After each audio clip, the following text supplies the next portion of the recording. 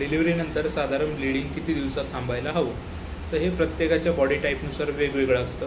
यामध्ये तुमची normal delivery झाली की सीझर झालं आहे याच्यावरती हे डिपेंड नसतं.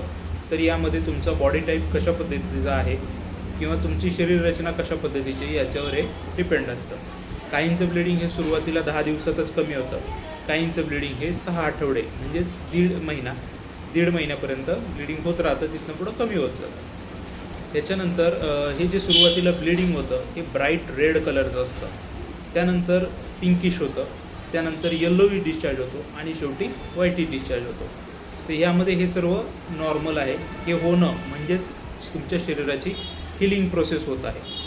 यामध्ये जर शरीरातनं ब्लिडिंग होत असताना गाठी पडत आहेत, तुम्हाला ताप येतो आहे, पाय दुखत आहेत किंवा जे ब्लिडिंग होतं आहे त्याला जर काही वास येत असेल तर तुम्ही त्वरित डॉक्टरांची भेट घ्यायला हवी.